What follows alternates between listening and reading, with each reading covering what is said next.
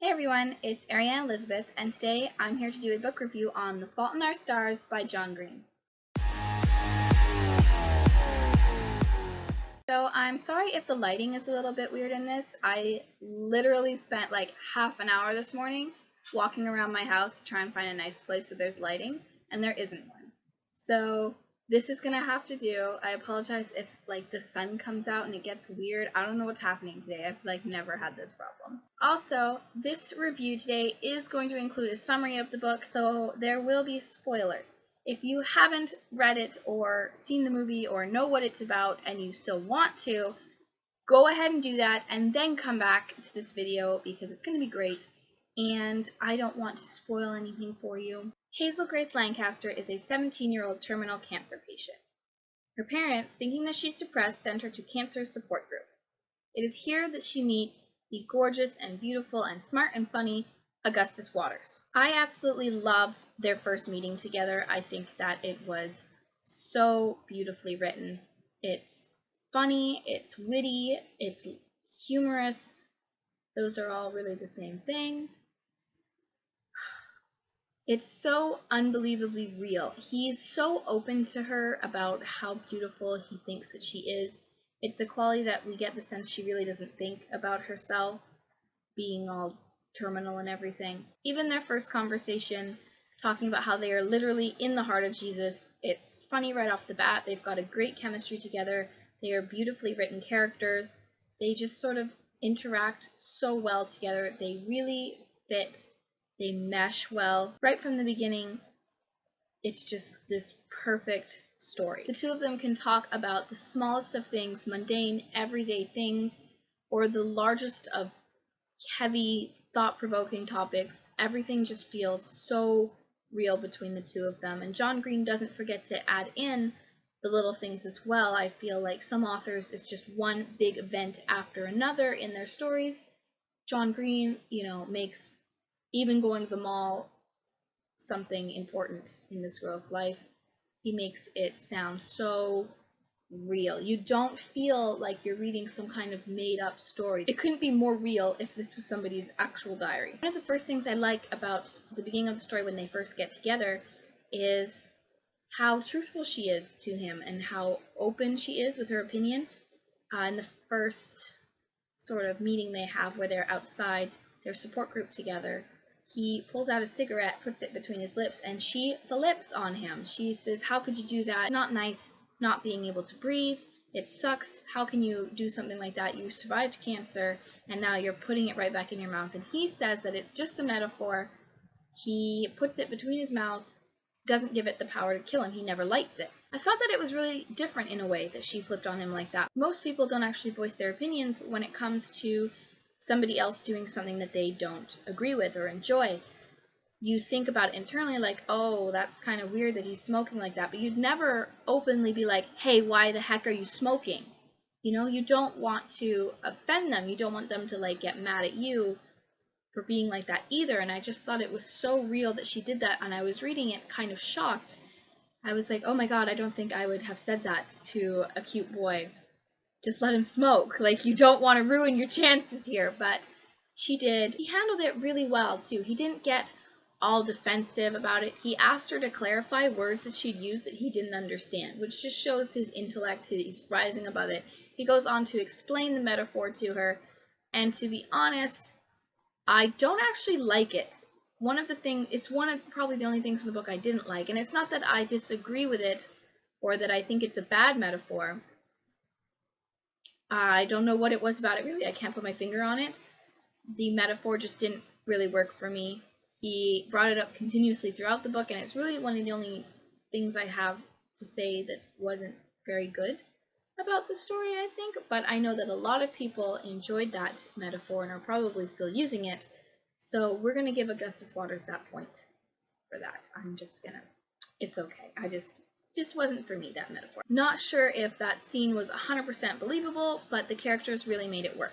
From here, Augustus and Hazel spend a lot more time together. They're growing together, getting to know each other a lot more, and one of the first elements in this story that John Green uses to bring them together is a novel that Hazel really, really enjoys. She's read it over and over again, An Imperial Affliction. They do a book swap, which is nice. I think that's a really cool way to get to know somebody, is to read something that they love. These books are also really great tools that John Green has used to move the story along. I feel like anytime it was sort of slowing down or I wasn't sure where it was going, the book topic would come up again and they would talk about one of the two books. One of the other things that I really like about this book is that Augustus does so much for Hazel, and I really think that he doesn't realize, especially since throughout a lot of the book he goes on about how he really wants to leave a mark, he wants to do something important with his life, and he doesn't see that he is the whole world for Hazel, really. He provided her with a friend when she didn't have one. The next big thing that he really does for her is he finds a way to correspond with Peter Van Houten, who is the author of her favorite book.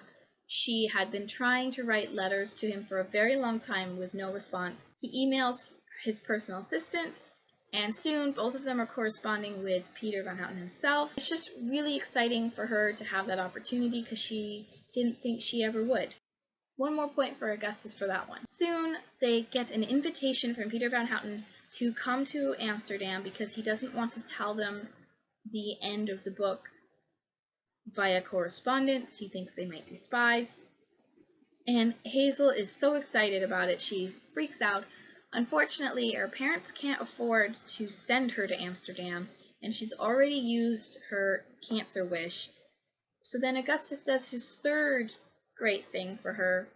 He uses his wish to go and see Peter Van Houten and take her to Amsterdam. If that is not love, I don't know what is. So the whole Amsterdam cancer wish thing is really, really exciting. Amsterdam is beautifully written. Before I get too much into that, I do want to back up a little bit. There is one more character that I want to talk about. I've seen a lot of videos that go through all the characters, and they talk about her parents, they talk about his parents. They are excellent, excellent characters, both the parents. They're not just background characters like a lot of parents are. They are actually secondary characters to Hazel and Augustus. They are there for them. They are in a lot of the scenes in the book. It really shows what the parents have to go through when your child is sick like this. I thought it was really, really brilliant. I love the line where Hazel's mom says she's not going to be a mom anymore when Hazel passes away, and that just absolutely broke my heart. So one of the other characters that I really want to talk about is Caitlin, who is one of the old school friends for Hazel. Caitlin is this teenage girl who thinks she's sort of this high society British socialite, and everyone just agrees with her. They go along with her. We don't see her very much in this novel, really only a couple of scenes, but I think she's a really good tool to sort of bridge Hazel's thoughts with her old school friends. So that is something that I really liked. You get to see her opinion on how people from school view her now and her studies, and Caitlin is used as a really great tool for that. One of the scenes that I absolutely loved, and for me it's on page 94, so I'm not sure if it is for anyone else. It's a scene where Hazel calls Caitlin for boy advice. That scene was just so my best friend Ashley and I. It was unbelievable. So Hazel calls her up. She needs guy advice. She leaves out his name, but she's sort of describing him. And Caitlin goes, "Hold up. How many legs does this guy have?" And Hazel's like, 1.4. And Caitlin goes, "It's Augustus Waters." And then gets so excited about it. Her line is, "Oh, sweet holy Lord, I would ride that one-legged pony all around the corral." That line was so funny. I took a picture of the page and sent it to my friend. I was like, this is us right here. And it's one of my favorite, like, there's a lot of good Augustus Hazel quotes in here. Caitlin quote, that one line, that is one of my favorites. It is in my top 5 for this book. I laughed so hard. She's just such a funny character. She's real. She's just so girly. But I digress. Back to Hazel and Augustus. They're in Amsterdam now. I do believe John Green actually went to Amsterdam to write that part of the book. It is so beautifully described I want to go to Amsterdam now. That is how you know it's good writing. So everything in Amsterdam so far is just wonderful for the two of them. They have this amazing dinner out together, paid for by Peter Van Houten himself. They try champagne for the first time. They've got this chef's choice. They're having an amazing evening. They're together. They are holding hands. It's unbelievably romantic.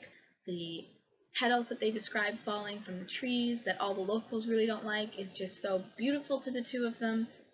It is so magical, and you want to be there as well. And then everything sort of goes downhill when they meet Peter Van Houten, who turns out to be this drunk, aggressive, verbally abusive asshole. That was actually a big shock to me. I hadn't seen that coming. I don't really know what I imagined happening, but that wasn't it. He was just such a disappointment for Hazel and Augustus, and the way that Hazel handled it was heroic of her. I don't know if I would have been able to do the same. I probably would have just broken down and cried. So besides that fiasco, Hazel and Augustus do have a good time afterwards. They go to visit the house of Anne Frank, where Hazel has to push herself to get up the stairs. It really shows her determination. You know, she was so disappointed about the author, she didn't want to be disappointed in herself as well. She made it all the way to the top, and at the top, Hazel and Augustus share their first kiss. After that, things actually take sort of a dark turn again, where Hazel learns that Augustus has cancer again. Now, I was completely unprepared for this turn of events. This book actually really wasn't spoiled for me at all. And I didn't know that Augustus was going to get cancer again.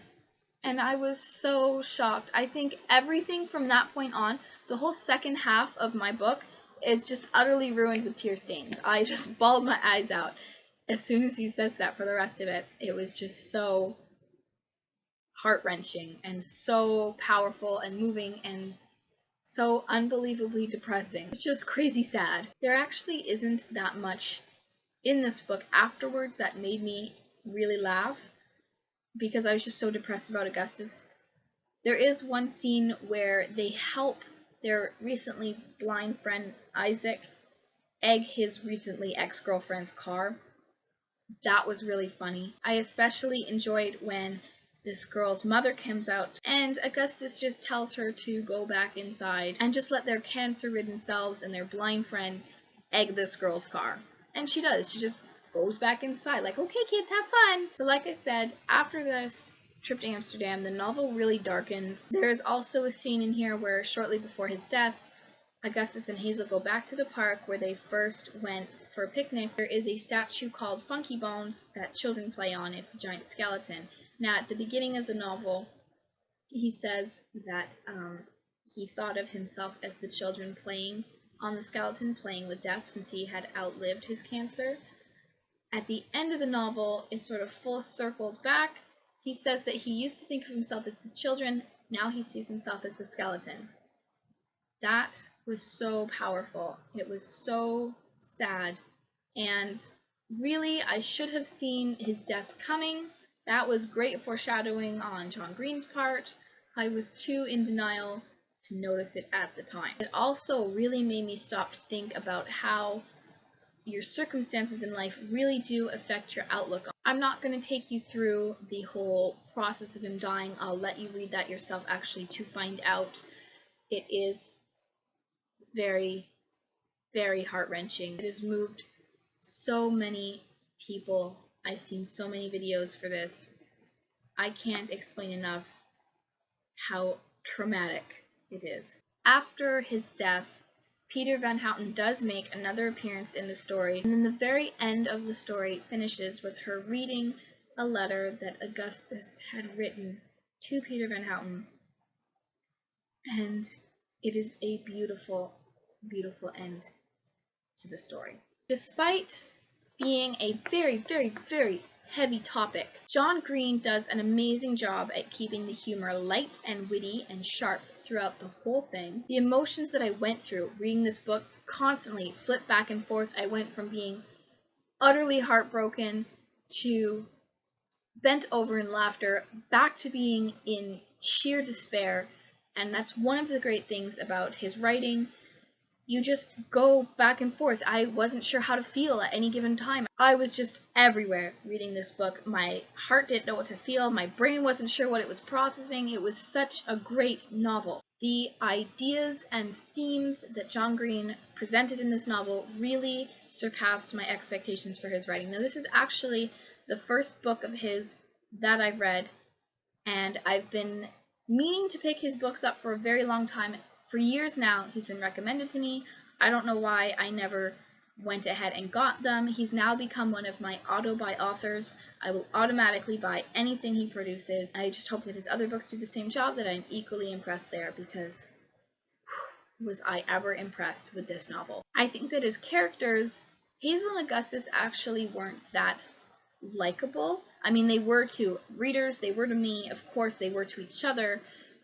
I can see the point of view from other people, though. You don't normally get too close to people with cancer. Like Hazel says, she doesn't want to be a grenade. I feel like that is exactly what they are. And I don't mean any offense when I say that, but it is true. You know, as a society, I feel like we tend to avoid situations where we know we're going to get hurt. And so I was so glad that the two of them found each other to have in their last moments,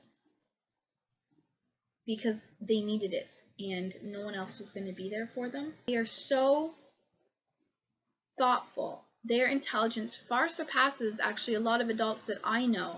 And the things that they talked about, I'm not sure. Maybe their circumstances is what changed them as characters. Basically, their wisdom just far surpassed their age. I found it really, really refreshing because it actually made me use my brain. There's a ridiculously amazing amount of quotes in this book, from love to life to death.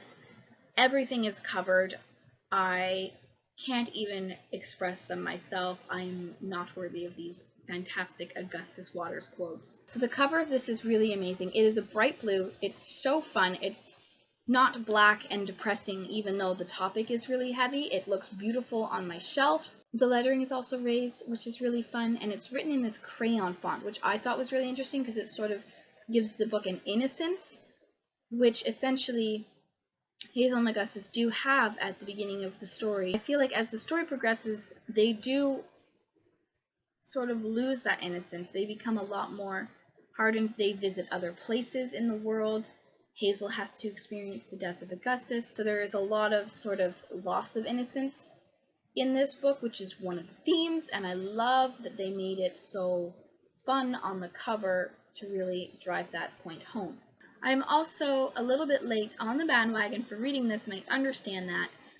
To be completely honest, it never, ever appealed to me. Don't hate. The whole idea of a cancer story wasn't something that I wanted to read, and actually I was surprised because cancer isn't its own character in this like it is in a lot of other novels. It's not even really a secondary character. It is just something that has happened to these people. And that's one of the reasons why I ended up liking it so much, because I didn't necessarily feel like I was reading a cancer story. I was reading Hazel and Augustus's story. And that was so well written. So basically, every time I saw this book anywhere, I was like, ugh, that again. And I'd be at a friend's house and notice it and be like, oh, you have that too. You've fallen prey to all the hype. I bet it's not even that good. And all these other ridiculous things that I thought that I could not have been more wrong about, because I loved this book. Despite the cancer story, despite Augustus dying at the end that I was unprepared for, it was a fantastic read. I've really come to realize that books don't hype themselves. We hype the books. Readers do, reviewers do, and I'm not going to be so quick to judge the next one that starts cropping up everywhere, because there is a reason that they do, and one should not overlook that. The other thing is that even though I rarely reread books, almost never, I am definitely going to be rereading this one. It is so easy to get through, even though it is a hard topic. It is powerful, and I actually cannot wait to reread it. While I was kind of forming my thoughts For this review, I was flipping through it and just thinking, like, I could just sit down in a day and just reread this book easy peasy, lemon squeezy, no problem whatsoever. Normally, I'm like dreading, I'm like, oh, I've already read this, I know what happens. This book would be a fresh start every time I pick it up. It wasn't just about keeping readers entertained, it was giving them something to think about, and I absolutely love thought-provoking books. I think this book should be on English Lit courses. It's a must read for everybody. I will be lending it to my whole family. I will be suggesting that other people buy the book and read it. It is great. Even if you don't think you're going to like it, I guarantee you that you will. I personally wish I had read it sooner. It is not a love story about Hazel and Augustus. This is a story about two individuals who shape each other's lives, how they challenge and change each other over the course of their journey together. It was such a true account. Every detail in this book, from the smallest of things to the larger ones, wasn't extreme, it wasn't flamboyant, it was just a really real, raw account of this girl's life. This book, to me, was like a really old painting, the really famous kind that you can't really wrap your brain around. They're just beautiful to look at. To read this was a privilege. It is a masterpiece. Every element of this story is an intricate part of the larger picture. Every event is its own color. And I'm not talking about the simple red, blue, green type of thing. I am talking about colors like honey nut burlap brown and seafoam tangerine blue, like really, really specific, detailed colors. And that is what this book is made up of. Amazing, amazing colors, an array of information that just penetrated the brain and my heart, and it was beautiful. And the last thing was that after reading this book, I went out to get the movie and was really, really impressed with the book to movie adaptation, because normally it's so messed up. And this, I thought, was just so true to the events in the book that it was like I was rereading it all over again. There was like two things that I thought were different. One was when Augustus comes to pick up Hazel and her mother in a limo. That doesn't happen in the book. They go to his house and actually see him or hear him arguing with his mom. Second thing was that Peter Van Houten's assistant actually quits on the spot in the book. She's so disgusted at his behavior. That doesn't happen in the movie, and I was a little bit disappointed about that, because I was like, you go, girl, quit. That guy's an asshole. But despite those two little things that I picked up, it was such a great adaptation. It's probably like one of the best I've ever seen.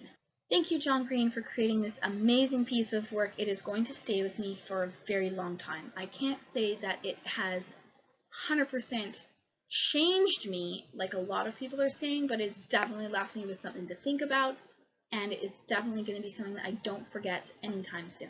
Now, I have also invented a new rating system for my reviews. It is called the A.R.I rating. A.R.I, which stands for author, reading, and influence. Now, author is going to be my rating on how much I enjoyed the style of writing. Reading is going to be how the story went. Did I enjoy the concept? And influence is going to be what I thought. Was it inspirational? Would I recommend it to somebody else? And they are all rated out of 5. So my A.R.I rating for The Fault in Our Stars goes as follows. For author, I've given it a 5. I absolutely loved his style of writing. I loved his banter. I just loved everything about reading this novel. For reading, I'm going to give it a 4. Even though it was absolutely an amazing story, again, I was put off at the beginning by the idea of the cancer. And for influence, I'm also going to give it a 5 because I can't give it anything higher than that. I think this book was just so fantastic. It has affected so many people, and I will recommend it to everybody that I can, because even people who are like, no, I don't think so, and I'll be like, yes, you do. You need to read this. It's so great. It's so incredibly powerful and moving and raw. And I just can't say enough positive things about it, really. So in total, this book gets a 14 out of 15 stars from me. Well, that was a super long video. I thank you so much for staying with me. I didn't mean for it to be that long, actually. I just couldn't say enough about it. So I hope that you like, comment, and subscribe to me. Tell me what you thought about The Fault in Our Stars. Tell me what you think of my new rating system. That is totally coined by me, by the way, so y'all can't do it. And I hope you have a super great day. Bye!